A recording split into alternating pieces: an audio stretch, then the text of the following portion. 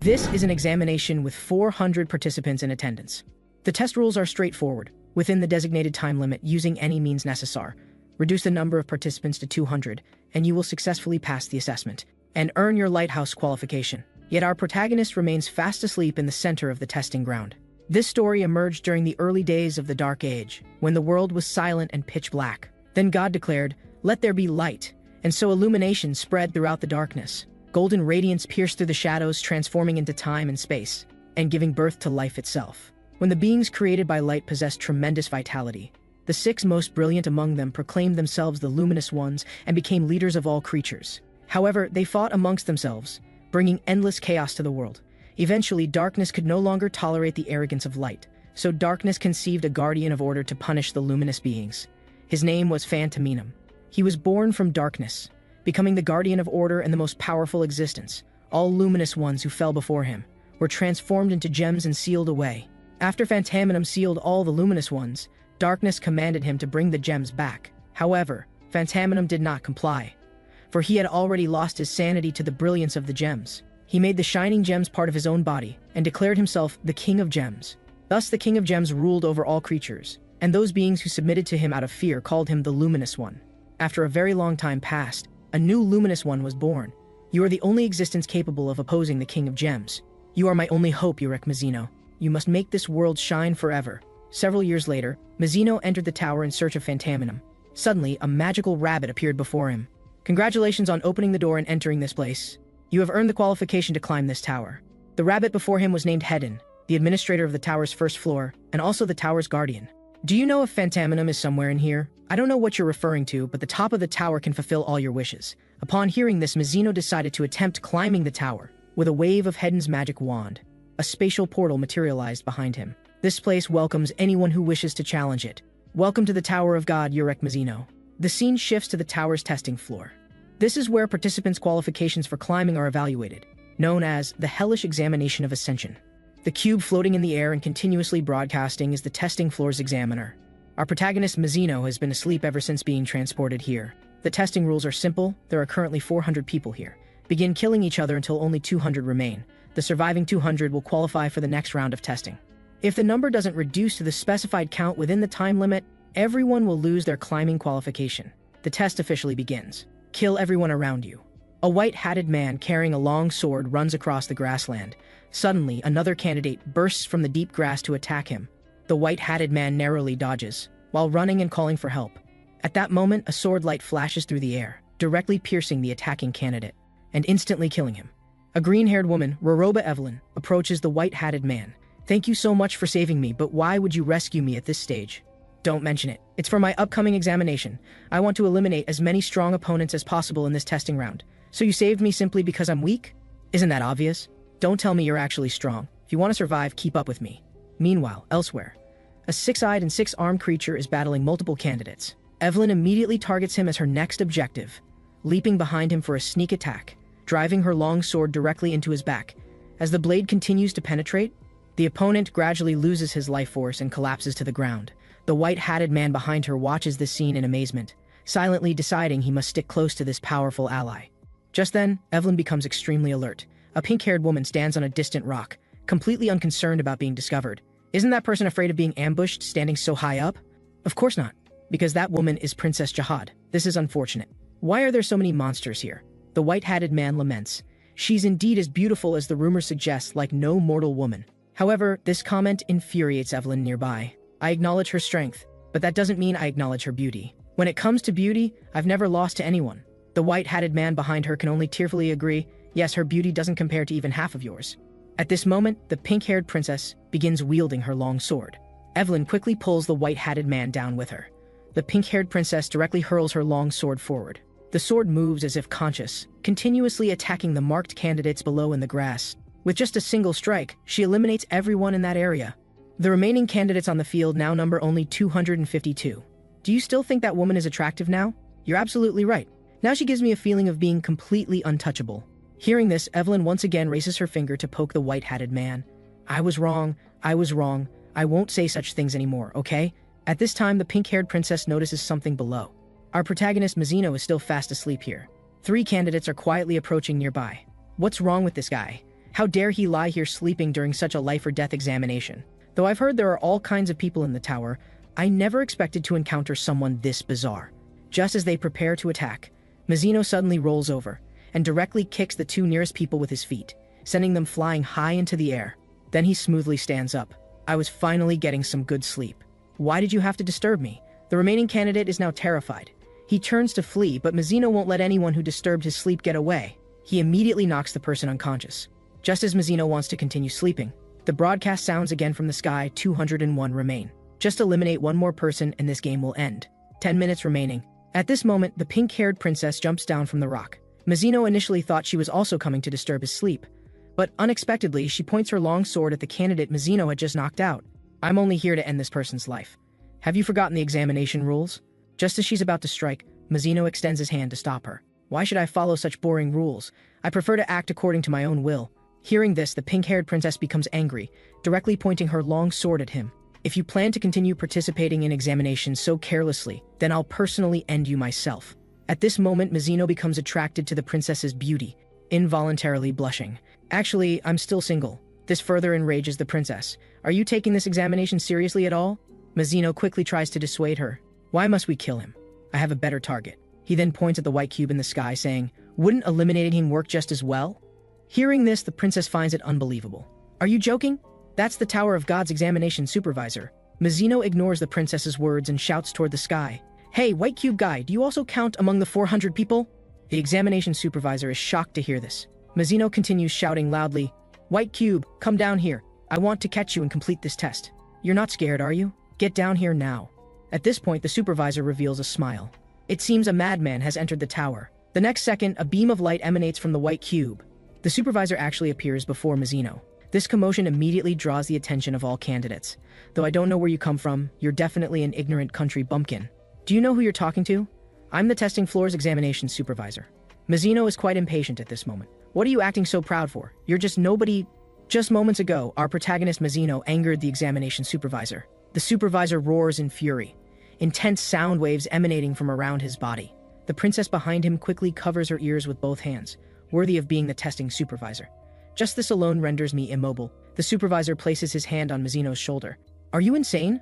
There's a rule in the Tower of God. Supervisors must not interfere with the candidate's affairs. But if examination violations occur, as the testing supervisor, I can impose appropriate punishment. How about losing a leg as suitable discipline? Appropriate discipline? I think you've misunderstood something, Mazino says while grabbing the supervisor's arm. Terrifying power directly overwhelms the supervisor. What is this? His strength actually exceeds mine. Does he possess some special ability? Only the strong are qualified to speak such words. In my view, you don't qualify.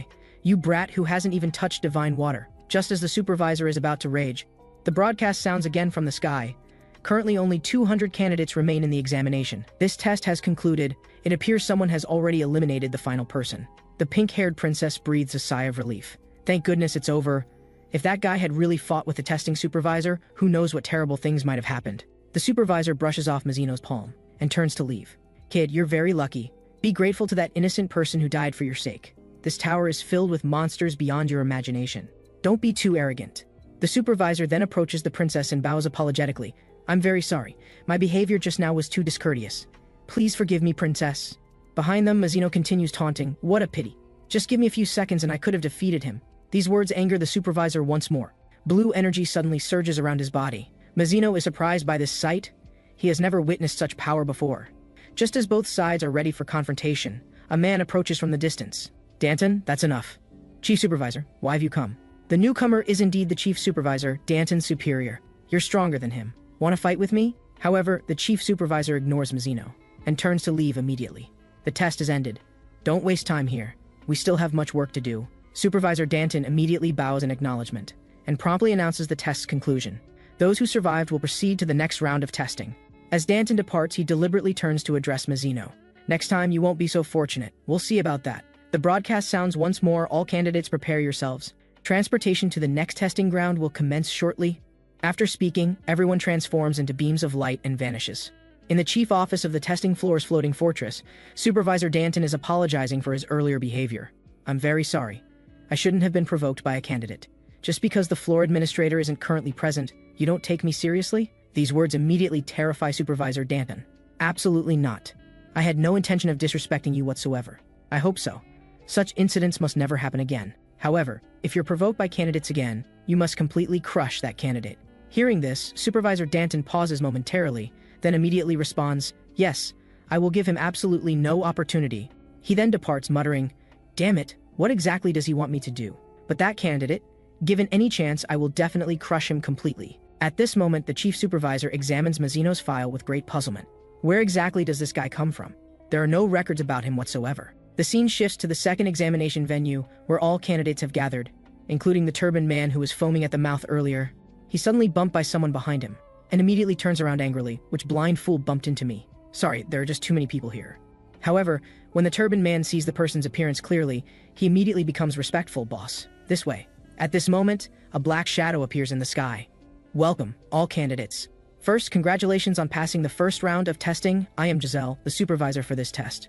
From now on, I will introduce the content of this examination. You are all climbers of the Tower of God, and to ascend this tower, you must master two fundamental skills. They are cooperation and division of labor. Until now, you have all been killing each other. It's time to work together. Starting now, you will be divided into groups of 3. Of course, the closeness need only reach the level where you could betray each other at any moment. So the game we're playing now is the traditional team game, palm and back of hand. A massive monster suddenly appears behind the supervisor, continuously saying, "Is it palm or is it back of hand?" Hearing this rule, everyone is puzzled.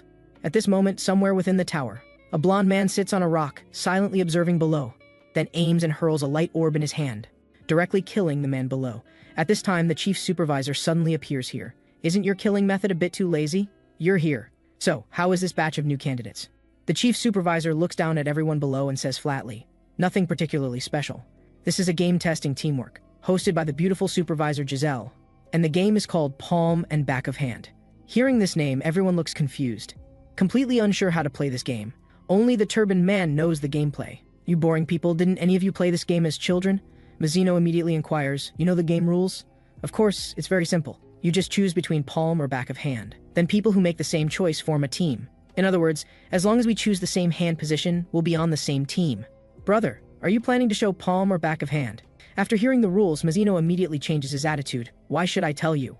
Just as the turbaned man continues trying to persuade him, the airborne supervisor interrupts. "Unfortunately, my game rules differ somewhat from what you just described. Typically, palm and back of hand is a very simple team formation game, like choosing between offense and defense, both determining the team's success or failure. But in this game, it's different from before. You will compete against the goat behind me." Everyone observe the goat's hands carefully. The left hand shows back, the right hand shows palm. Right now, my hand positions match the goat's hand positions. From now on, all of you must observe the goat's hands and change along with him.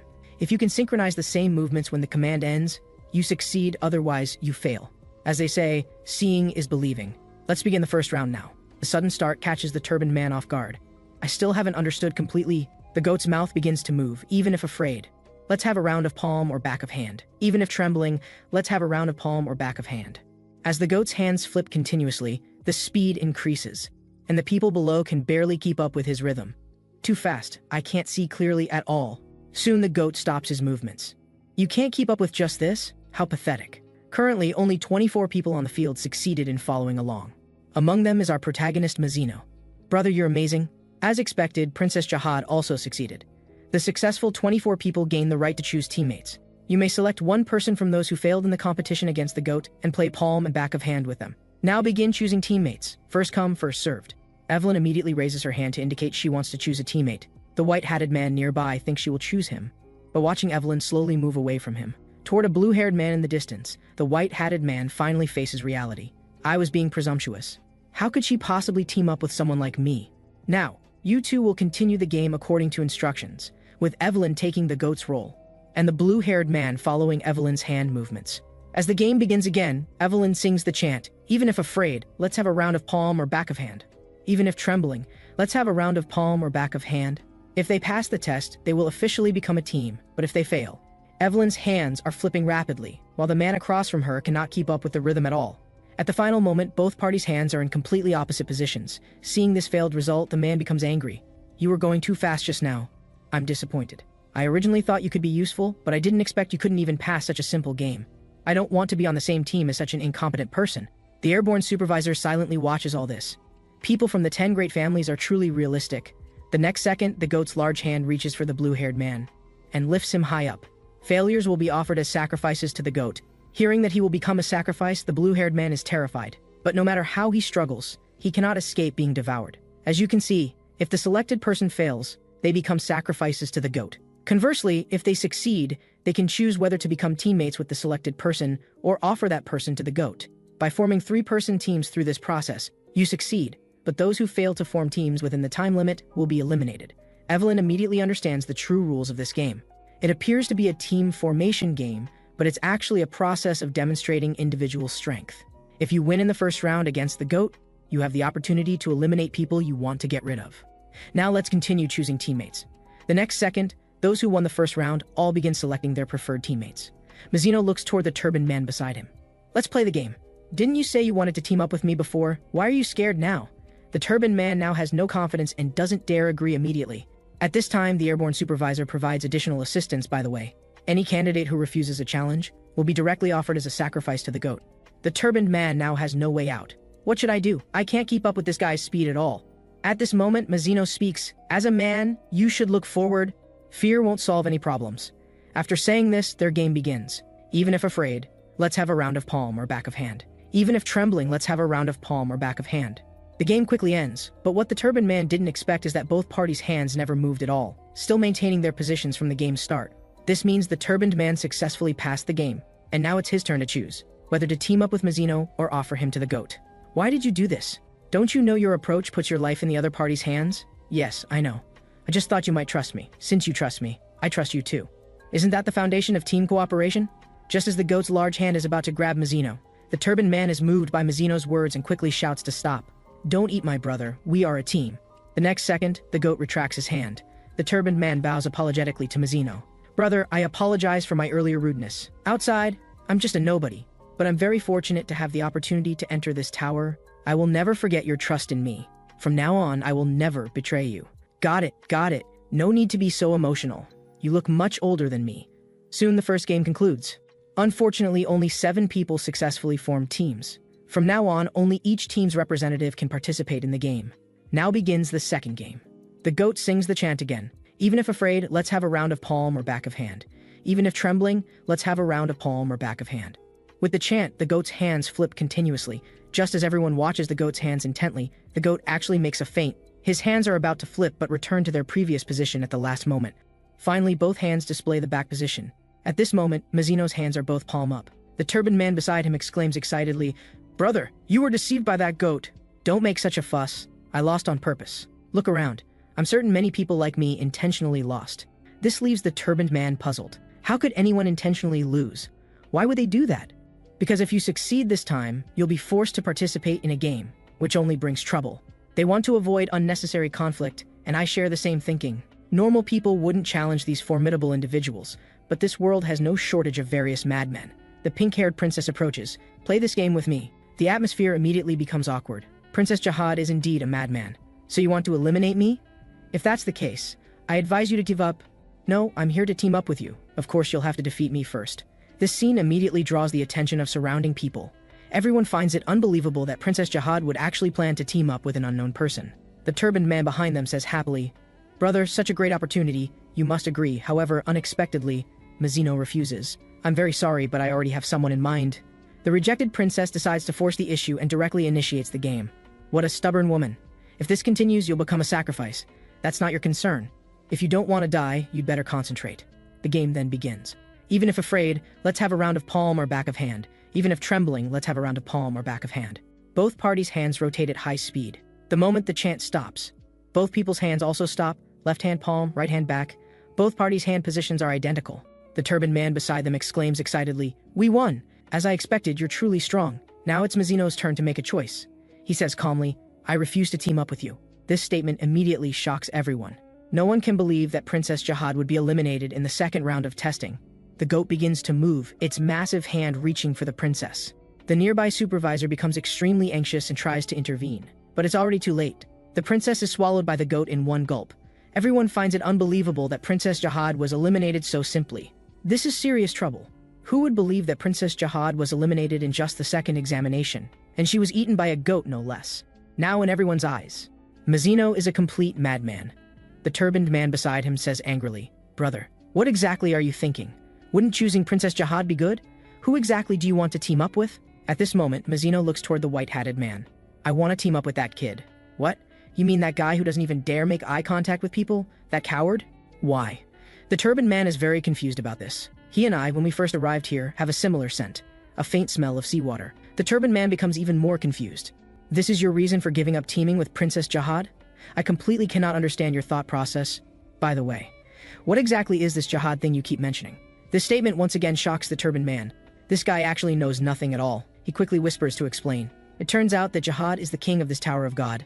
Long ago there was a man named Jihad who came from outside the tower and quickly conquered this place. Hearing this, Mazino actually wants to ask the goat to return Princess Jihad because he wants to find the king of this place through the princess. However, the princess being swallowed is already an unchangeable reality, so Mazino can only continue the game obediently. Even if afraid, let's have a round of palm or back of hand. Even if trembling, let's have a round of palm or back of hand. With the start of the third round, the goat's hand-flipping speed becomes increasingly fast. The candidates below cannot keep up with the rhythm at all. The goat's hands finally freeze in 2 palm positions. This time, only 6 people pass the game. Mazino immediately takes action, while Evelyn nearby continues contemplating. I still don't have any teammates. This game will only become more difficult as it progresses. Previously, when we eliminated others, we only needed skill. But now building a team requires absolute trust. But in this group of complete strangers, can I really find a completely trustworthy companion? Evelyn's gaze gradually turns toward the lonely white-hatted man in the distance. Maybe he's worth trusting, but he's really too weak. If we team up, he'll drag the team down in the future. However, at this moment, the white-hatted man is approached by Mazino. Evelyn in the distance watches this scene with confusion. Could Mazino be planning to team up with that weakling? What no one knows is the despair in the white-hatted man's heart. No one wants to team up with me. No one even bothers to eliminate me because I'm too weak. There's no need. At this rate, I'll definitely be eliminated and return to where I originally belonged. That place of despair abandoned by the gods. Just as the white-hatted man sinks into darkness, Mazino's voice interrupts his thoughts. Hey, kid with the hat, want to team up with us? However, at this moment, Evelyn arrives and intercepts. Let's play the game. Evelyn is first to make a game request. The turbaned man beside them says angrily, What are you doing? Can't you see we were here first? What's the meaning of this queue jumping? You only said hello, but I was the first to make a game request, so I should be first. As they argue below, the airborne supervisor intervenes. Since both your viewpoints have merit, and it's difficult to say who came first, let's listen to Mr. Lau's choice. Hearing this, the white-hatted man is also stunned, not expecting things to turn out this way.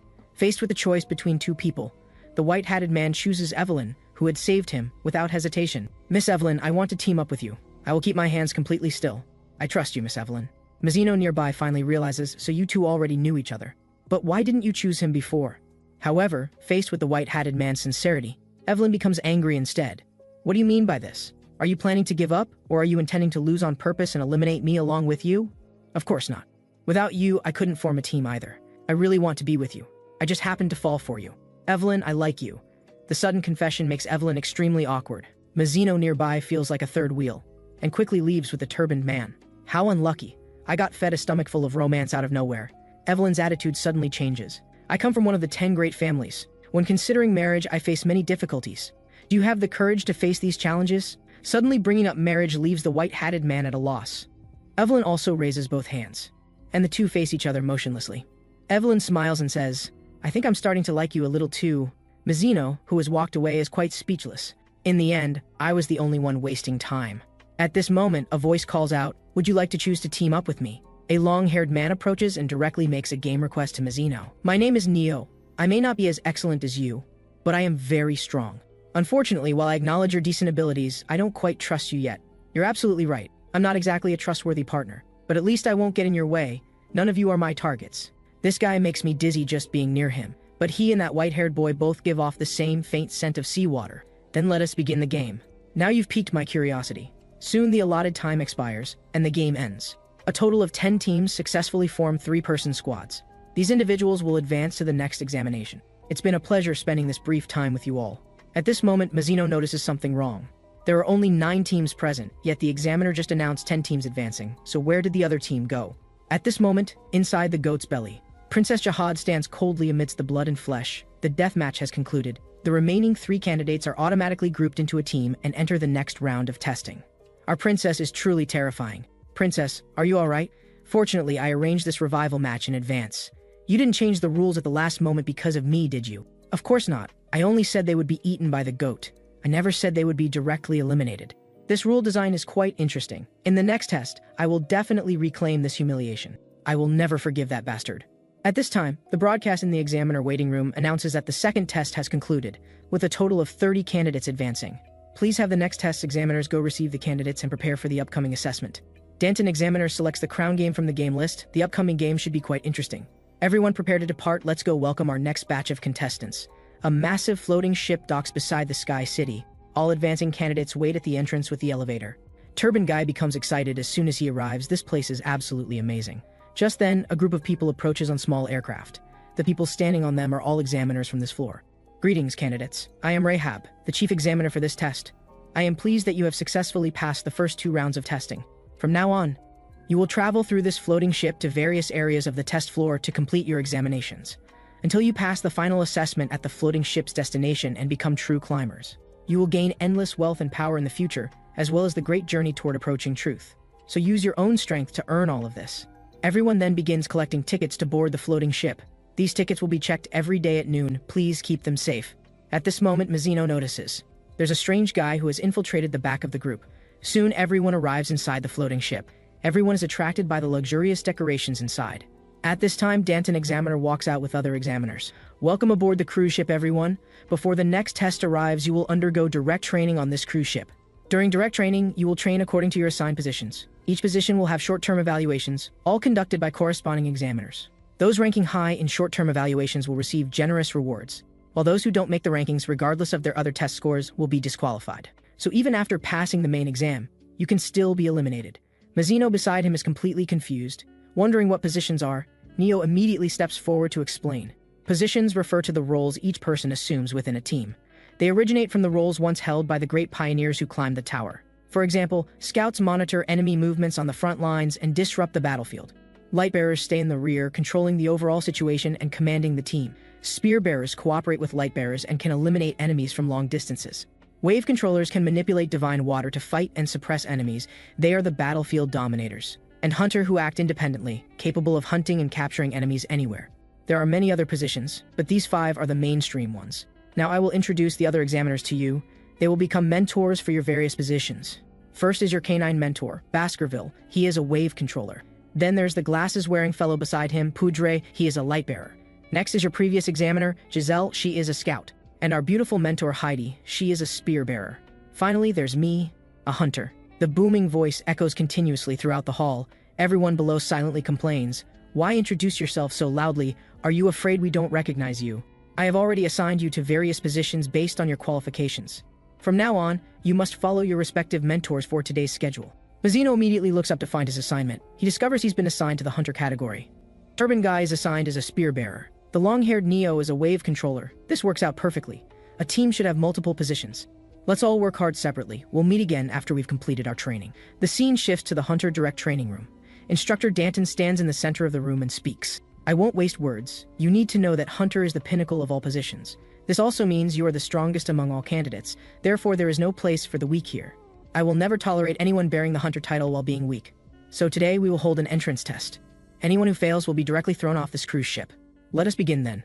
However, no one reacts, standing motionless in place. Why do I feel a bit of pain? This instructor didn't even explain what the entrance test involves. Stop dawdling, come up one by one.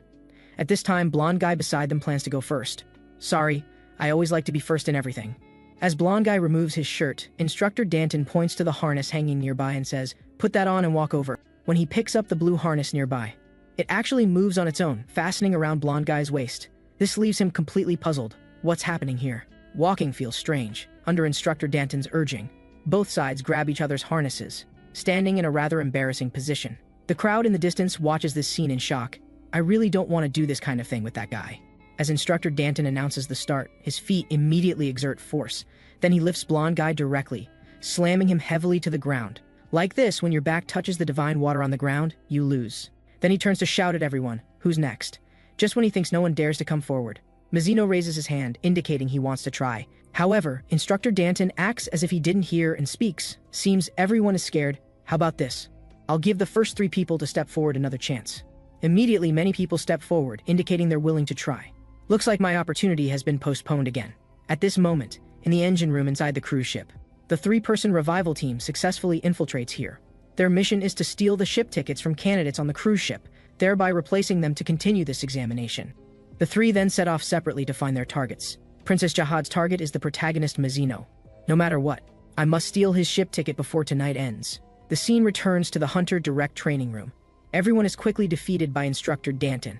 He's too strong, we can't possibly win. At this time, the short-haired girl injures her foot and cannot leave the competition area. Weakness is not allowed here, get up quickly. Just then Mazino walks over. Let me help you. Under Instructor Danton's gaze, he then carries the girl to the edge of the competition area, then puts on that blue belt. Well then, let me try too, this game might be quite interesting. But I need to figure out what that mysterious power he used earlier actually was. As thanks for helping me understand the tower's wonders. I'll also let you witness the power from outside the tower. When Mazino enters the competition area, even though he doesn't yet know how to use divine water, the divine water beneath his feet reacts. Mazino mimics Instructor Danton's earlier stance, lets out a roar, let us begin. Seeing the opponent dare to humiliate him, Instructor Danton angrily walks over. You are insane, I'll show you real power. Both sides then grab each other's belts. This guy is clearly just a candidate who recently entered the tower, yet I sense a different aura from him.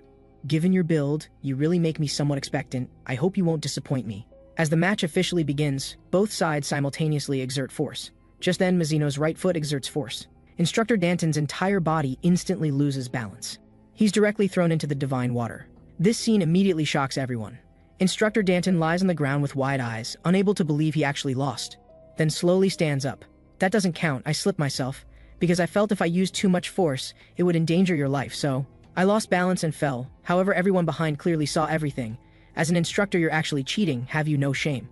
This makes him extremely embarrassed, not knowing how to make excuses. In anger, he directly uses force to drive away everyone around. Mazino looks at him going crazy speechlessly, then speaks. I also felt it just now. I did nothing, and you fell by yourself. So I declare the previous match invalid. Let's compete again. Hearing this, Instructor Danton becomes as happy as a child, dancing with joy. You're absolutely right, we should forget what just happened and compete again. So the second round of competition begins. Even if I don't use divine water to strengthen my body, with just physical strength alone, I absolutely cannot lose. This time I'll overwhelm you with pure power. However, the next second, his feet leave the ground. Instructor Danton is dumbfounded. What's happening here? Mazino directly lifts his entire body. This is rather boring, can you be more serious? However, Instructor Danton still hasn't recovered from his shock. Can you show me that power you used in the test site last time? The scene moves to the spearbearer position training room. Mentor Heidi introduces to several people. From today on, I am your spearbearer mentor. Today we will conduct a simple throwing practice, a basic test to check your talent. Mentor Heidi's arm rotates continuously. Her entire body assumes a throwing posture. The next second, she directly hurls the spear in her hand. The spear breaks the sound barrier, flying rapidly toward the upper part of the yacht, directly hitting the bullseye in the sky, scoring 100 points. Everyone saw that, right? Isn't it fun? So who wants to try first? Everyone immediately becomes eager to try. However, after attempting, none even hit the target. At this time, Turban Guy steps forward. A bunch of amateurs, watch me. He forcefully throws the spear, precisely hitting the bullseye and scoring 30 points. See that? I'm a genius. At this time, White-Hatted Guy hides alone in the corner. This is too difficult. I can't even hold it, let alone throw it. Turban Guy sees this and walks over. Staying dejected won't change anything. This is just your first attempt, so don't worry. Cheer up quickly. You're the teammate my boss wanted to choose. I'm certain you're hiding some amazing talent. As their relationship grows closer, Turban Guy plans to teach White-Hatted Guy how to throw hands-on. This immediately moves White-Hatted Guy. Thank you. Even for a cursed existence like me, I can feel your kindness toward me. The scene returns to the Hunter Direct training room. Mazino lifts Instructor Danton's entire body. Even in darkness, light will find a way out. My power is gradually recovering. It's time to show your strength. Do you want to be easily defeated by me in front of everyone? Then as you wish. The next second, Instructor Danton bursts forth with divine water power. Mazino immediately senses some mysterious force, strengthening Instructor Danton's body. Foolish brat, you're just bewildered by this power, you don't understand what it actually is, curiosity will kill you. Right now I can't rashly use this kind of power on you. There's a rule in the Tower of God. Masters like me are forbidden from harming newcomers like you. Otherwise I'll be exiled or even executed. If I use full strength, you'll be instantly broken by me. You're really confident, don't worry. Even if you go all out, nothing will happen to me. Do you think I'd be provoked by your low-level taunts? If you really want to witness my true power, I can give you a suggestion. 3 days later, with the administrator's permission, let's have a formal duel. The next test game is called Crown Game. According to information I received, there's a place in the test site. We can fight to our heart's content there, with our lives as stakes. This seems quite interesting. But there's one condition: you must immediately put me down, then fall down and admit defeat yourself. And after this ends, I'll ensure all the candidates here pass. How does this deal sound? So both sides reach an agreement. Just when everyone thinks Mazino is about to win, he releases his grip, his foot slips, he falls directly down. Everyone finds this unbelievable. What's happening here? He was clearly about to win just now. Of course, if you're going to act, you must go all the way. Instructor Danton pulls Mazino up. Both sides compliment each other. Then he turns to angrily scold everyone. See that? This is what a hunter should be like. What just happened was simply a test for you all. No one will fail because of this test. Congratulations to all of you for becoming hunter. Everyone becomes overjoyed hearing this. At this time, Instructor Danton speaks to Mazino behind him. 3 days later in the crown game, I will kill you.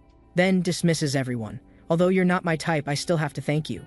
You might not know, it's been a long time since I could fight someone without any reservations. The scene shifts as everyone leaves the training room. Mazino is called over by the girl he helped earlier. Unexpectedly, she says thank you. Then shyly turns and runs away immediately.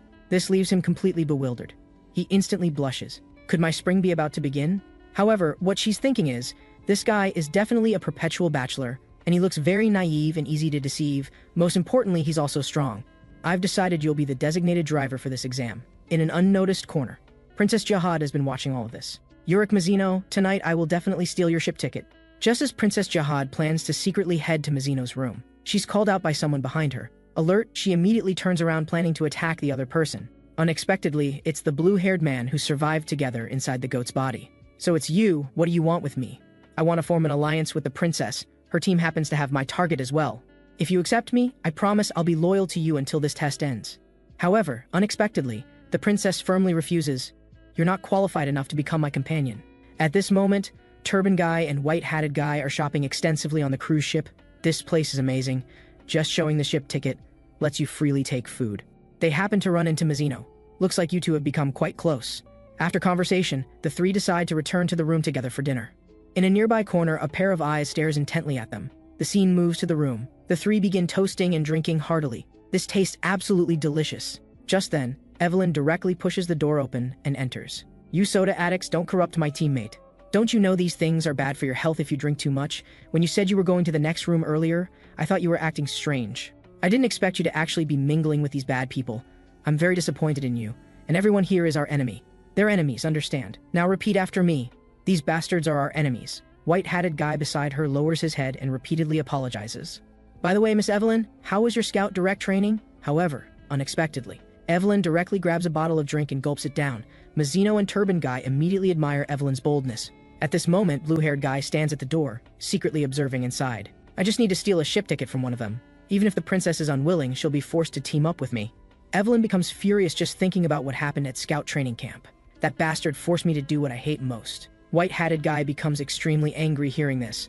That kind of person doesn't deserve to be an instructor, so what exactly did he make Miss Evelyn do? He made me touch a little dog.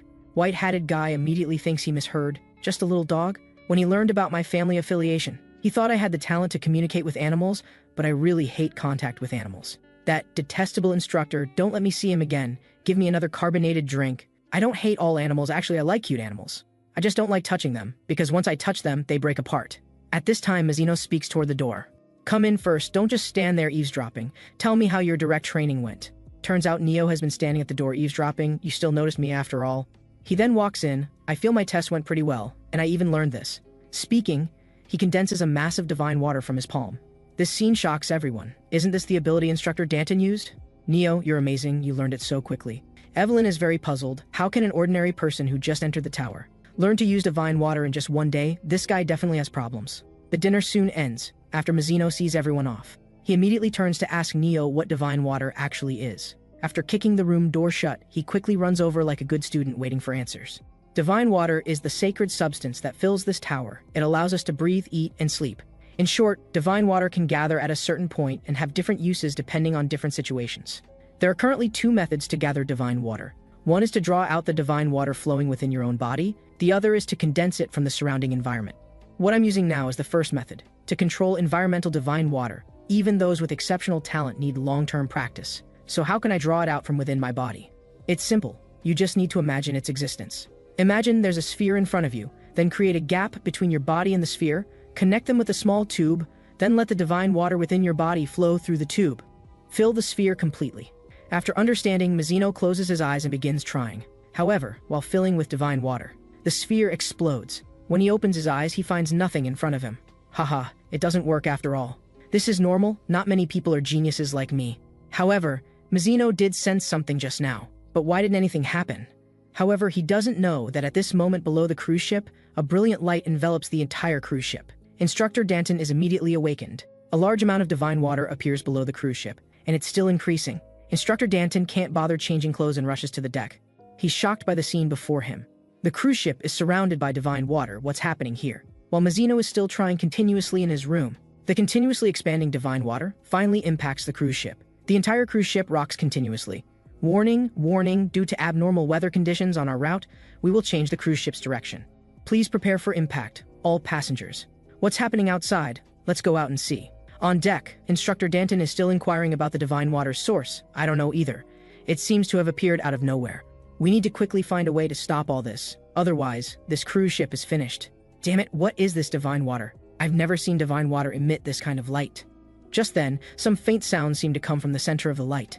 Instructor Danton can't believe his ears. I think I just heard something. How is this possible?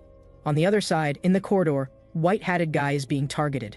Although I don't know what's happening outside, now is a once-in-a-lifetime opportunity. Blue-haired guy draws his long sword. He quickly rushes toward white-hatted guy. At this critical moment, turban guy notices the danger. He directly embraces white-hatted guy, using his body to block this strike for him. Who are you? Why are you attacking us? After his attack succeeds, blue-haired guy becomes extremely excited. Now these two, one injured and the other timid as a mouse. Looks like I'm about to succeed. At this moment in the men's restroom, Mazino just finished washing his hands. The side door is kicked open by Princess Jihad. Urek Mazino, I found you. Mazino thinks she's here to assault him and retreats repeatedly in fear. After explanation, Mazino learns she's here to steal ship tickets. However, how could he easily hand it over? You should know I'm quite strong. I hope we can both pass the test, so you should go find someone else. Speaking, he turns to leave. You can't escape, whether teammate or opponent. I'm only interested in the strong. For a gentleman like me, I don't like fighting with girls. But if you go too far, then don't blame me for being impolite. At this moment, Neo is wandering in the corridor. He is very puzzled by the cruise ship's continuous rocking. Just as he reaches the corner, he discovers Turban Guy and the others are confronting someone else. And Turban Guy seems severely injured. Damn it, what's happening here? At this moment, Evelyn is awakened by the ship's vibrations. She plans to go out to find water to drink. Outside, white-hatted guy finally recognizes the other person. Shouldn't you have been eliminated after being eaten by the goat? How can you appear here, and why are you attacking us? However, blue-haired guy doesn't want to waste words with them. He directly pulls out several silver needles, rapidly throwing them at the other person. This strike further aggravates Turban Guy's injuries. Very good, at this rate I might be able to obtain 2 ship tickets. Neo silently watches from the corner. Just as he plans to help, Evelyn happens to arrive here. Can you tell me how you crawled out from inside the goat's belly? Seeing the culprit who harmed him appear before him, blue-haired guy becomes extremely nervous. Neo in the corner, seeing Evelyn's appearance, also leaves with peace of mind. You weren't drunk, were you? I clearly saw you sleeping. Drunk? What kind of joke is that? I drank carbonated drinks. Who gets drunk from drinking soda? If I must say why I was drunk, it's because Mr. Lau's scent on his back intoxicated me. White-hatted guy behind her is stunned hearing this, while Turban Guy immediately vomits. That's too disgusting. As soon as he finishes speaking, he immediately suffers Evelyn's retaliation. Then she points at blue-haired guy and says, I don't care how you came back from the dead, but you dared to attack my teammates. I absolutely won't forgive you. Before the other person can react, Evelyn throws a heavy punch, directly sending blue-haired guy flying dozens of meters away. Then Evelyn slowly walks toward the other person. What do you think this place is? Still think you're playing house at home? Daring to touch my things, you must die. Blue-haired guy becomes furious and rushes forward with his sword, but it's easily dodged. You are such a loser, and still want to act arrogant in front of me. After speaking this, Evelyn directly punches his face. Then she lifts her right foot, kicks forcefully, sending the other person flying into the air.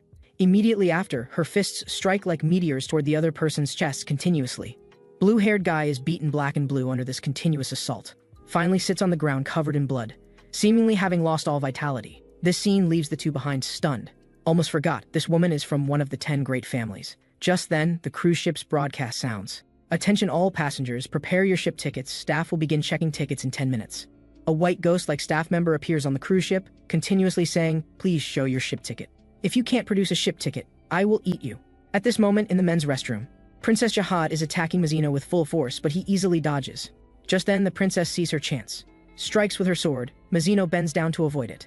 However, the princess's long sword suddenly changes trajectory, swinging toward Mazino again. Fortunately, Mazino reacts in time and dodges. Worthy of being Princess Jihad, her skills are indeed different from others. I heard you're the Tower King's daughter, is that true? Biologically speaking, no. But if we're talking about the current relationship with Jihad, yes, indeed I am his daughter. This confuses Mazino greatly. You can understand it. As the king's adopted daughter, the Jihad family selects the most talented girls within the tower to become Jihad princesses. The chosen princesses can borrow Jihad's power to climb the Tower of God. Your relationship is quite complex indeed. Looks like you're truly stupid enough not even knowing this. Speaking, the princess launches another attack. Mazino dodges while speaking, "If I win this confrontation, can you help me with a favor?" However, the princess's attacks become increasingly fierce. In Mazino's blind spot, she quietly throws out a ship ticket. The ship ticket floats continuously with their battle, slowly drifting to Mazino's feet. Actually, it's quite simple. "Let me meet the Jihad King you mentioned." Hearing this, the princess immediately stops her attack. "I'm very sorry. That's the most difficult thing to accomplish in this tower. Even I, as his daughter, cannot easily meet him. The only Jihad princesses who can directly meet him are those who possess the 13-month series. The so-called 13-month series are divine weapons directly bestowed by King Jihad. 13 in total. Only princesses who obtain 13-month weapons have the right to meet the king. This is also precisely why I'm climbing this tower. I will definitely obtain a 13-month weapon, then meet the king and kill him." Mazino suddenly understands. "How about this then? I'll help you get a 13-month weapon. Then you take me to find King Jihad. If he's a bad guy, I can even help you kill him." Just then the broadcast sounds again. "Attention all passengers, 5 minutes remain until ticket checking time. Please prepare your ship tickets." Time passed so quickly without notice, no choice but to use my finishing move. Then she points to the ship ticket on the ground and says, "Urek Mazino, your ship ticket fell on the ground." Mazino looks at the ship ticket on the ground in disbelief. How is this possible? When did it fall out? Just as he reaches to pick up the ship ticket on the ground, a sword light flashes, directly cutting his pocket open as a ship ticket floats out. Mazino stares at the ship ticket in the air in disbelief. He was actually deceived, but everything is already too late. The princess successfully obtains Mazino's ship ticket, while Mazino picks up the ticket from that position on the ground. "I apologize, I have successfully obtained it." Mazino raises the ticket in his hand and asks, "Then what is this one?" "Actually, that ticket was something I stole from another candidate. But regardless, my target has always been you. The ticket inspector will arrive shortly, and as long as I have the ship ticket, I will succeed." With that, she hides the ship ticket inside her shoe. This puts Mazino in a difficult position. How am I supposed to snatch it back? If you cannot handle even this small matter, how will you kill King Jihad? At this moment, a white ghost walks in, continuously shouting, "Please present your ship ticket." It appears we are fortunate to encounter the ticket inspector so quickly. The white ghost sees the two people and freezes for a moment. In the next second, its entire body turns red and reveals a terrifying expression: "No boarding without a ticket." Although we each hold a ship ticket, in its view, neither of our tickets belongs to us. Now they are all panic. One claims he can immediately snatch the ticket back, while the other insists she has already received permission from the supervisor. However, the ticket inspector does not care about their explanations. As long as the person and ticket do not match, it will use forceful measures. The ticket inspector instantly creates countless duplicates of itself. They densely fill the entire space. "Due to your crimes, I hereby declare death sentence. I will devour you." Hearing this, Mazino no longer appears panicked. "Are you planning to fight us?" "Perfect. We had not finished our earlier battle."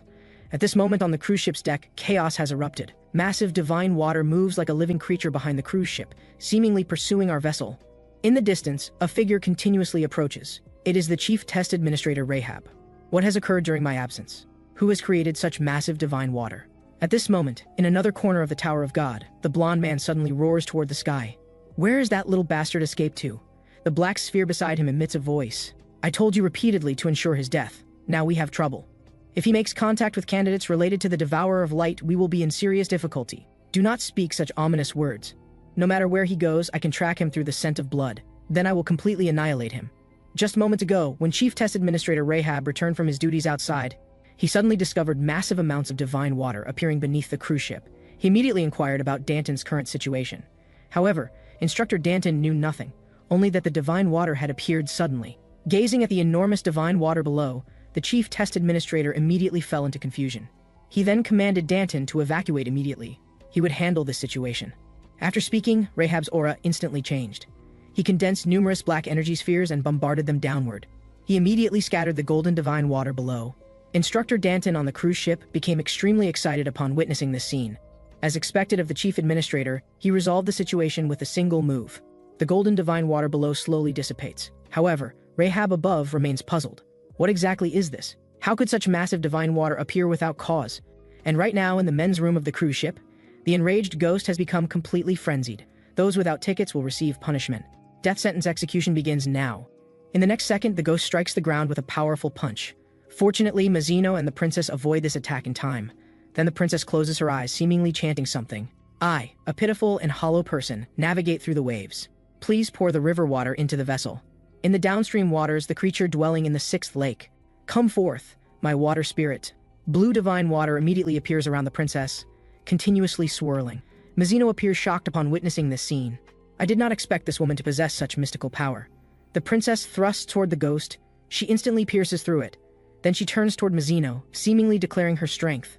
What an interesting woman. At this moment, the pierced ghost's body begins to heal. Mazino decides to strike while the enemy is vulnerable. He delivers countless punches toward the ghost, then kicks with his right foot. He scatters its body once again. However, this only makes the ghost more enraged. It swings multiple punches toward Mazino in return. Fortunately, he dodges by jumping backward. This creature is truly troublesome. The ghost, seeing that the opponents cannot defeat it, begins laughing loudly. You two foolish individuals. I am the most outstanding life form created by my master using countless amounts of divine water. Idiots like you who cannot even use divine water cannot possibly defeat me. Hearing this, Mazino feels extremely frustrated. Divine water again. How are those with poor luck supposed to survive? If I deploy my unique power, I might be able to capture this ghost. However, I do not wish to use it here. Perhaps I should explore more about the divine water they speak of. As Mazino attempts once again, the golden divine water in the external void explodes again. Rahab nearby nearly becomes affected. What is this situation? It had clearly dissipated earlier. The massive power continuously spreads outward. Instructor Danton on the deck panics, unsure of what to do. The chief test administrator acts once more. On my territory, I will not permit such insolence. At this moment, the people in the ship's cabin are thrown about by the violent tremors. What exactly is happening? Can someone explain this to us? The scene shifts to our protagonist. What is this ship doing? Can it not sail steadily? I am nearly seasick from all this shaking. At this moment, the princess behind the ghost leaps high. The long sword in her hand, wrapped in fierce energy, sweeps viciously toward its back. Useless. Your attacks have no effect on me. The ghost speaks while turning to strike the princess away. She crashes heavily into the wall. Ha ha ha. I forgot to inform you. If you fail to present your tickets within 30 minutes, you will both be eliminated. How infuriating. This is precisely why I despise rigid management systems. Princess Jihad struggles to stand. I have told you repeatedly that this is the supervisor's test for me. I only need to obtain the ticket to pass. Can you not communicate properly, you fool? After speaking, the princess unleashes her most powerful technique. In an instant, countless red branches and leaves grow around her body. These red branches and leaves are creatures dwelling in the fifth lake, known as the water spirits of the Red Court. Mazino appears shocked upon witnessing this scene. She has suddenly become stronger. He immediately inquires about the situation. The princess raises her long sword slowly and speaks. My true name is the clear spring flowing upon that river, dyeing it deep red, rushing downstream with the river's wildness, like the embodiment of fury. In the next second, countless crimson branches and leaves sweep toward the ghost. They instantly tear open its skull. The ghost becomes frightened by this power. Its skull has actually cracked open. What transformation has she undergone? As the princess continuously approaches, the ghost completely panics. Wait, let us discuss this properly. What did you tell me earlier? Yes, I did receive notification from the supervisor. However, your ticket is not the one in your hand. Rather, he points toward Mazino. It is the ticket he possesses. The rule states that the first ticket you steal automatically becomes yours, and this cannot be changed afterward. Therefore, you two should quickly exchange tickets to pass. Why did you not inform me of this 5 minutes ago? The princess charges forward rapidly. Under this terror, the ghost is slain with a single sword strike. Now only Mazino and the princess remain in the restroom. The princess immediately places her sword against Mazino's neck. The time has come to resolve the matter between us two. Hand over the ticket. Cannot we exchange peacefully? No. I informed you from the beginning that my prey is you. At this moment, Mazino delivers a hand chop, but the princess easily dodges it. The princess then raises her sword and strikes downward forcefully, but Mazino catches it with one hand. He initially thought he could handle this easily. However, he did not expect this strike to be so terrifying. Mazino immediately senses something abnormal. At this moment, massive energy erupts from the long sword.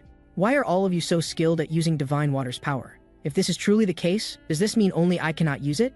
Mazino dodges the princess's attacks, while contemplating why he cannot utilize it. This should not be the case. Which step did I perform incorrectly? I have no choice but to try once more. With this thought, he assumes his stance again. Then divine water begins condensing in his palm. In the next second, the divine water outside the cruise ship explodes again. Instructor Danton, holding the rabbit doll, anxiously shouts, Chief Test Administrator, it has returned, and it is even larger than before. Rahab feels speechless. Will this ever end? Just as the golden divine water is about to impact the cruise ship, Mazino in the cruise ship discovers with shock that he has succeeded. Golden light continuously gathers in his palm. Is this my divine water? The excited Mazino does not forget to boast to the princess. Did you see that? I can also use divine water. Congratulations to you, but exactly how long do you intend to continue gathering it? Mazino, condensing divine water for the first time, suddenly does not know how to proceed. While he remains uncertain, the princess leaps high toward Mazino's direction. Damn it, I do not care anymore.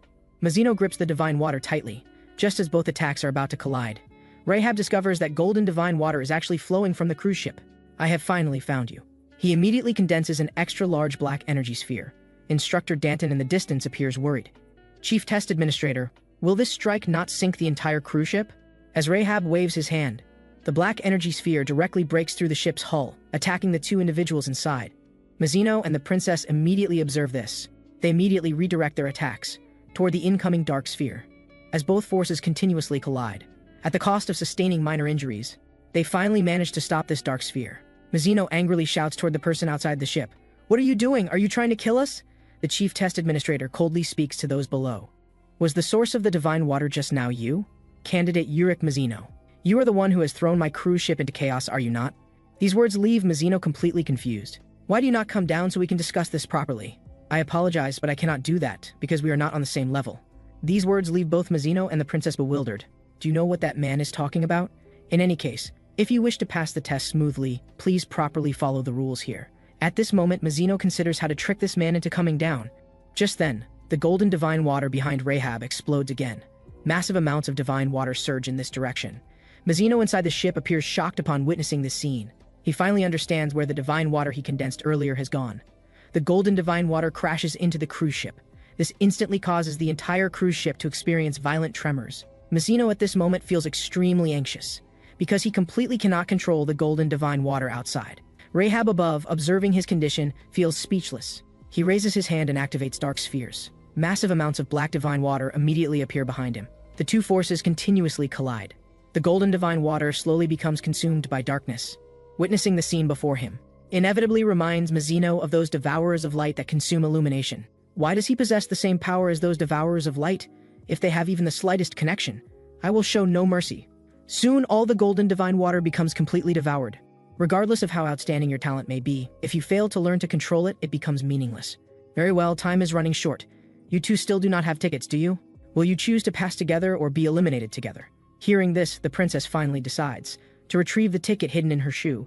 Let us exchange. We now have no other choice. Do not misunderstand. This does not mean I will ally with you. I will defeat you in the next test. I welcome the challenge anytime. I will make you my teammate, and together we will meet Jihad. Thus both parties retrieve their respective tickets. The scene shifts. Mazino returns to his room. Nia beside him appears puzzled by his appearance. You seem to have something troubling you. Why not share it with me? Do not tell me it is constipation. It is not that, although I did spend considerable time in the restroom, but for other reasons. Actually, what has been troubling me is divine water. I wish to understand it better. Is there any method that would allow my control over divine water to surpass Rahab's? Upon hearing the Chief Test Administrator's name, Nia immediately becomes serious. It would be best not to conflict with him. He is dangerous. You seem to know him well. Do you two know each other? However, Nia suddenly pretends ignorance. Of course I know him. He is the Chief Test Administrator. Who here does not know him? In any case, to master divine water properly, you need a qualified teacher. Besides the Chief Test Administrator, who do you think is the most skilled with divine water on this cruise ship? Soon the second day arrives. In the Wave Controller training room, Instructor Baskerville is explaining the principles of divine water to everyone, when he discovers an unfamiliar face among the crowd. Who are you? Why have you appeared in my training room? Mazino raises his fist shamelessly and declares, I wish to learn from you how to control divine water. At this moment in the Hunter training room, Instructor Danton becomes furious upon learning that Mazino has gone to other training rooms. Our Princess Jihad happens to be assigned here. In the Scout training room, Instructor Giselle continuously persuades Evelyn to touch the small dog nearby. As the most outstanding bloodline of the Roroba family, do you truly wish to abandon your precious talent as a controller? However, regardless of how Instructor Giselle persuades her, Evelyn continues to refuse. Instructor Giselle decides to use force. She directly pulls Evelyn's hand toward the small dog. The moment her finger makes contact, the small dog's eyes suddenly change. It frantically lunges toward Instructor Giselle. Subsequently, the small dog lies in a pool of blood. What exactly has happened? Evelyn in the corner continuously weeps over the small dog's death. She decides to return to her room to calm herself. Unexpectedly, she encounters the white-hatted man and the turbaned man. She chooses to ignore the white-hatted man's concern and quietly walks toward the distance alone. At this moment in the Lightbearer training room, the candidates here seem to display extraordinary talent. Instructor Poudre beside them exclaims in amazement. Such talent is truly remarkable. The scene shifts to the Spearbearer training room. Through continuous effort, the white-hatted man finally successfully hits the airborne target. His first success makes him embrace the turbaned man with excitement. Through continuous training, the princess has defeated everyone. Will that bastard Mazino not return to the hunter side? Our protagonist Mazino continues practicing in the wave controller training room. Massive amounts of divine water condense above his head. Just as he believes he has succeeded, the divine water suddenly loses control and explodes. Instructor Baskerville immediately exhales black smoke to control the rampaging divine water. What a pity. Although your power is formidable, you have not yet learned how to control it. I believe I can teach you how to completely master divine water. Hearing this, Mazino becomes extremely excited. At this moment, Nia in the corner seems to be contemplating something. Could you be that person blessed by divine water? At this time, the ship's announcement delivers a notification. Attention all passengers, the cruise ship will arrive at the next testing location tomorrow morning at 9 o'clock. At that time, please gather in the cruise ship's main hall. At this moment in the corridor, the princess walks with her two teammates. They happen to encounter Mazino and his group approaching from the opposite direction. Although Mazino greets them enthusiastically, he receives only the princess's coldness. Prepare to face your defeat. I welcome the challenge anytime. The scene shifts to the chief test administrator's office. Rahab decides to increase the difficulty of the crown game. Everyone will ultimately need to cooperate to face this major boss. If there are no objections, this decision is final. Instructor Danton finds this unbelievable. What has happened? The chief test administrator has actually designated the Queen of Dolphins as the boss for the next round of testing. Does he intend to kill all the candidates? In the dolphin's habitat on the testing floor, a massive foot steps onto this location. Boss, Queen of Dolphins. In her advancing direction, a golden crown floats on the cliff. The monster reaches toward the crown. The moment she wears it, she emits a piercing cry. That evening, while Mazino is bathing, the black sphere nearby makes a sound. The black sphere displays several lines of text. The location for the duel has been confirmed. Prepare to face death. Signed, Danton. Seeing this, Mazino feels delighted. I quite enjoy this love letter. I truly look forward to tomorrow's arrival. I am becoming somewhat impatient. On the island's coastline, a figure is washed onto the beach by seawater. Covered in wounds, it remains unclear whether they are alive or dead. After a night's rest, Mazino begins jogging on the cruise ship early in the morning. The short-haired woman suddenly rushes out from the side and coincidentally loses her balance. Fortunately, Mazino stops in time, narrowly avoiding the beautiful woman falling into his arms. Are you unharmed? Have you sustained any injuries? The short-haired woman offers him a drink. This is for you. Mazino immediately accepts it and expresses his gratitude. She appears infatuated and continuously praises the male protagonist. I believe men who exercise are the most attractive. After speaking, she runs away with a blushing face. This leaves the inexperienced Mazino blushing as well. The man with glasses behind them witnesses this entire scene. Damn bastard, I will never forgive you. Our Mazino continues jogging on the cruise ship. This time he encounters a strange penguin. Unexpectedly, the penguin speaks first. Who are you? This immediately shocks Mazino. The penguin spoke. Regarding the protagonist's rudeness, the penguin immediately attacks. I am a candidate just like you. Is this true? This is my first time hearing that penguins can become candidates. After the explanation, the penguin immediately lies down and begins sunbathing. Seeing the penguin fall asleep quickly, Mazino continues his exercise. This tower truly contains all manner of strange creatures. This time he encounters a peculiar individual who continuously discusses webcomic stories. This leaves Mazino feeling speechless. At this moment, the announcement suddenly sounds. Attention all passengers, we are about to arrive at the next examination site. Please have all candidates gather in the main hall. The scene shifts. When everyone arrives at the cruise ship's main hall, they discover only Instructor Baskerville present. Good morning, candidates.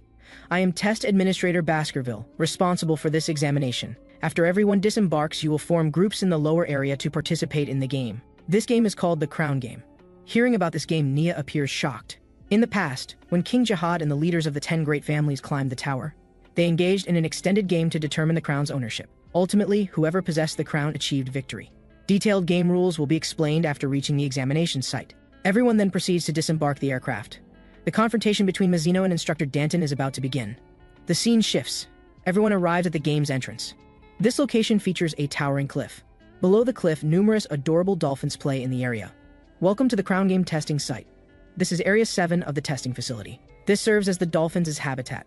I will now explain the specific rules of the Crown Game. Besides containing one crown, the testing site also features a throne at the island's center.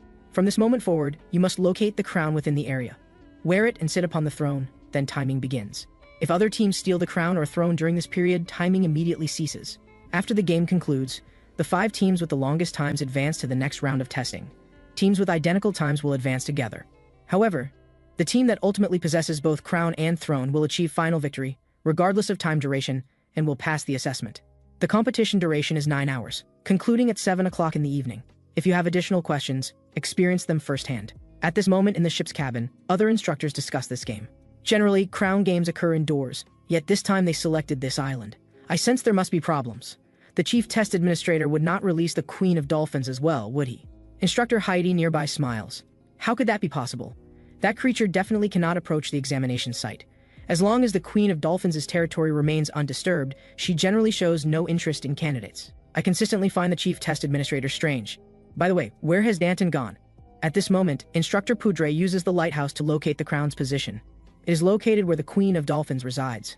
Heidi and Giselle appear shocked upon hearing this. The scene returns to the examination site. Mazino's trio has reached the cliff's base. Another team follows behind them.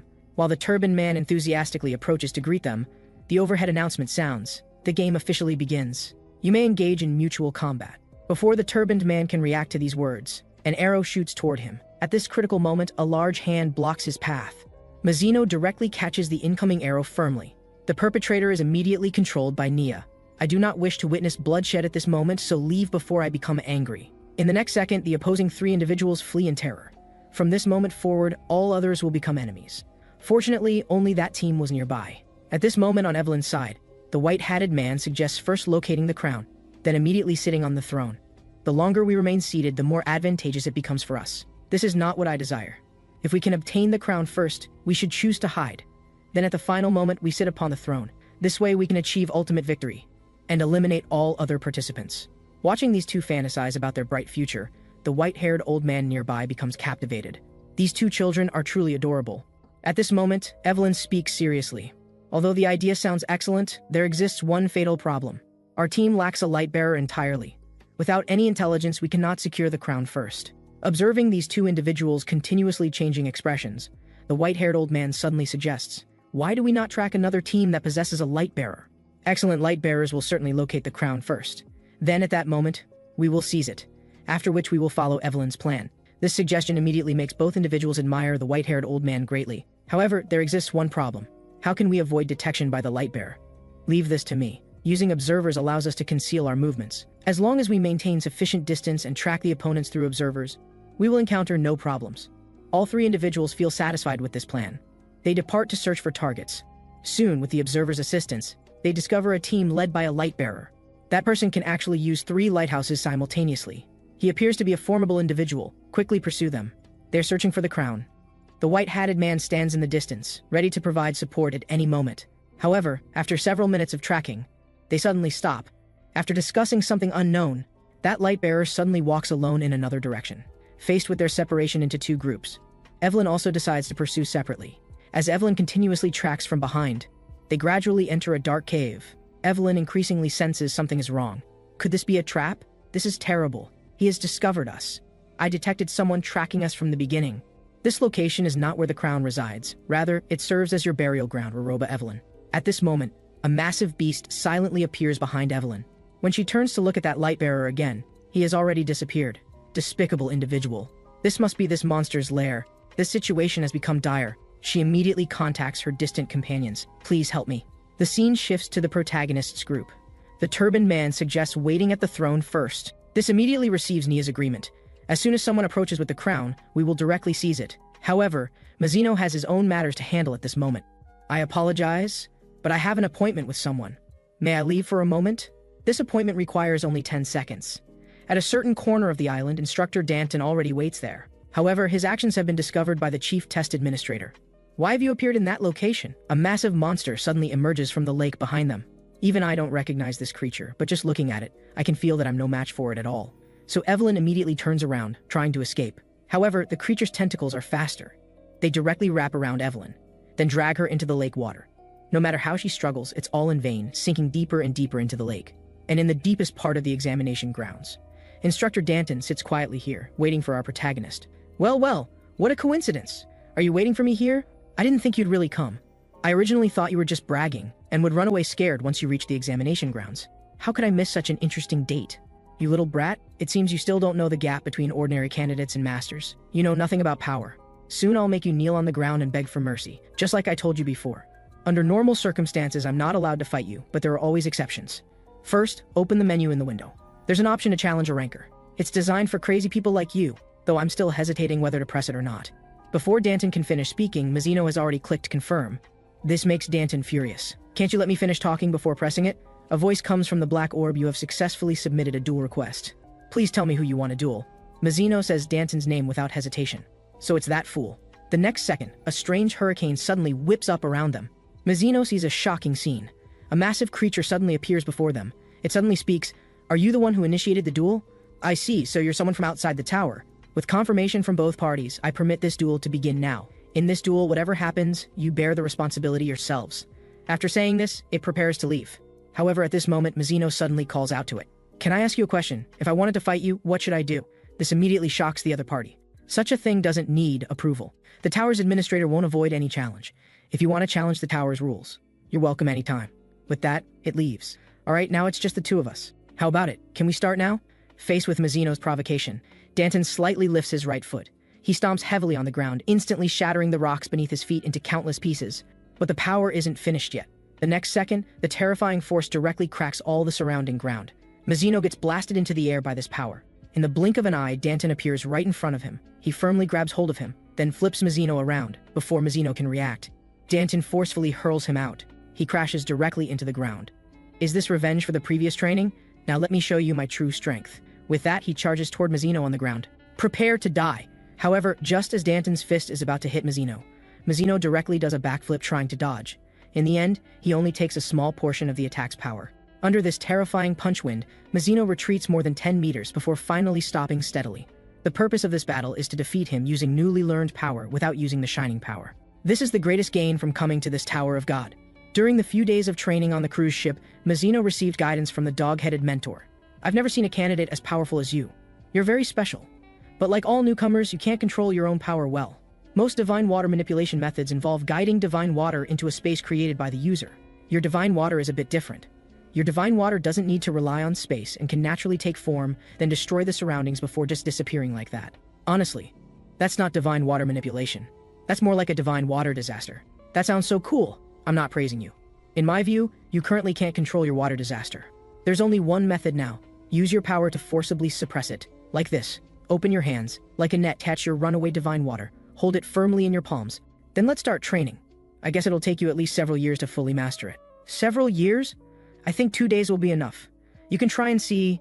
The scene returns to the present. Under Danton's attacks, Mazino keeps retreating. "What happened to your arrogant attitude from before? Don't rush me.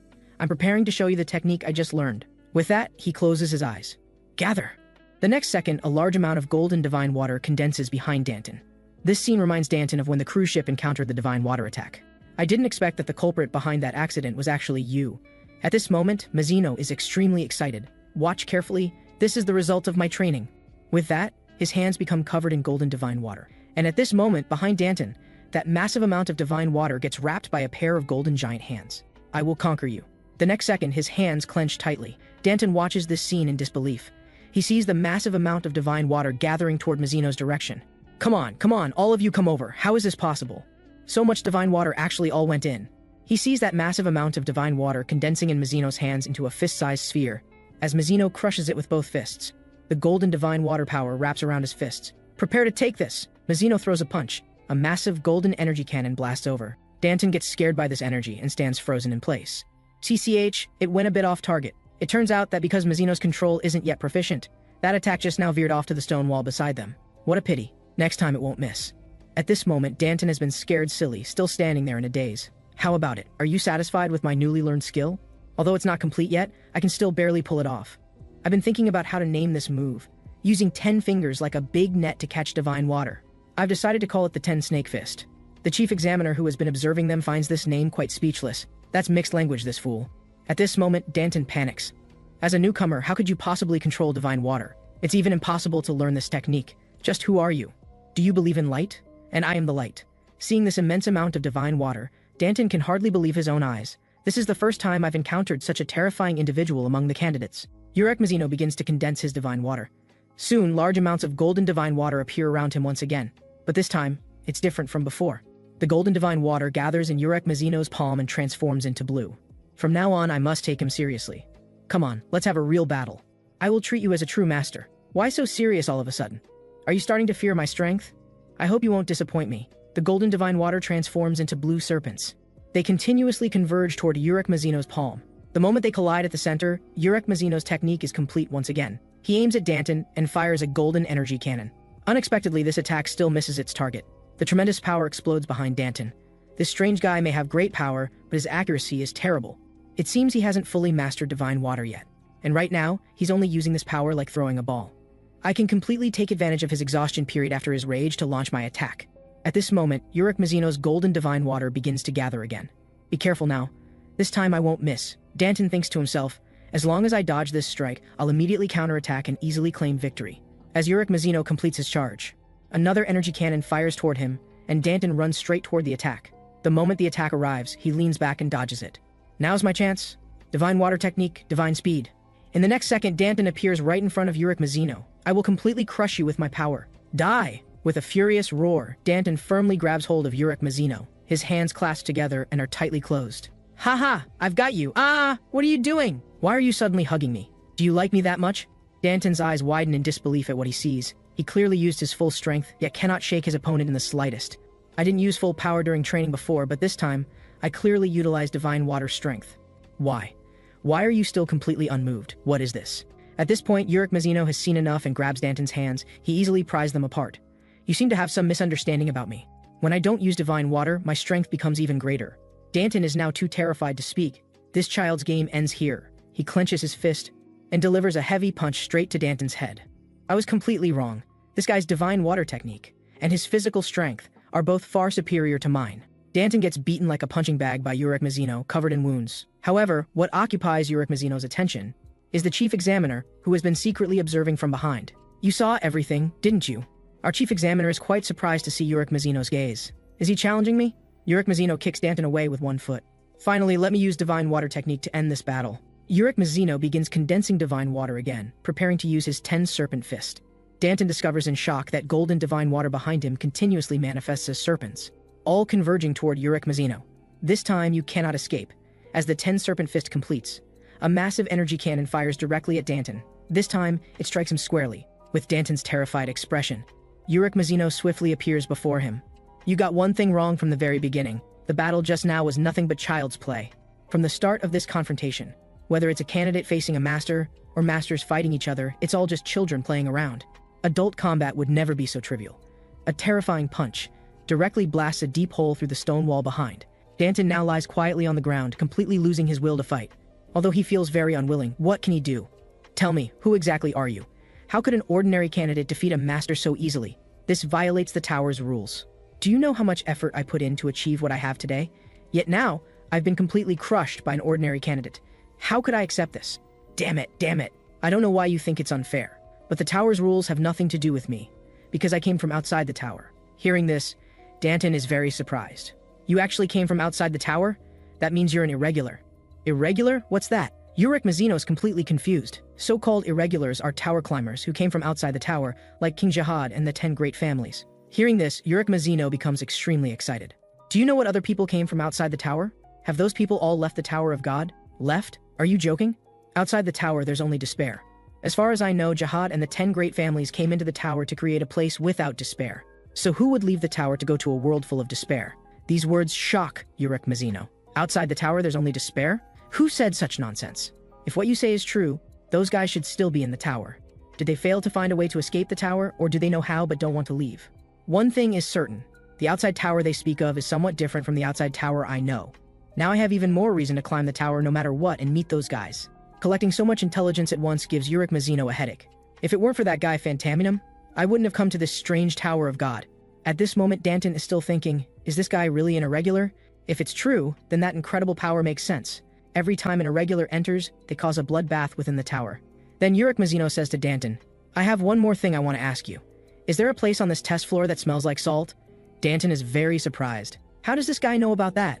He answers nervously, the Rock Island? Sorry, I don't know about that either. Yes, you do know. I didn't say it was an island just now. I happened to see that island when I first arrived. Danton becomes extremely agitated. What? How could you possibly see that island? However, as soon as he speaks, he immediately realizes he's been tricked. Haha, you do know about it after all. So now, can you tell me information about that island? You think I'll tell you? I knew you wouldn't agree easily. Actually, I prepared something before coming here. He pulls out a rabbit doll from his pocket. Ta-da! I saw you holding it that night and thought it might be useful someday. So I secretly snuck into your room and took it. Little rabbit, if your daddy doesn't tell me about Rock Island, you're dead. Don't talk nonsense. It's not my daughter. Then what is it? It's my lover, understand? You single loser. Ah! Little rabbit, seriously, you're dead now. A few minutes later, after negotiations between both parties, Danton finally rescues his lover from the clutches. Are you sure everything you just told me is true? Of course it is. To be honest, I'm also very much against that island's existence, and please don't let the chief examiner know that I told you this. Got it. I'll help you keep this secret. According to what Danton said, that chief examiner is really a damned bastard. At this moment, in the deepest part of the test floor, a minotaur emerges from the water. It slowly walks toward the shore. Behind it, it drags the already unconscious Evelyn. Not far away, dozens of minotaurs stand there. Next to Evelyn lies the mysterious man who was washed ashore earlier. On the island's beach, the blonde man follows the scent of blood to find this place. Seriously, just because one person escaped, I have to go through all this trouble. I even had to secretly swim to this kind of place. So where exactly did that bastard run off to? I must find him quickly and kill him.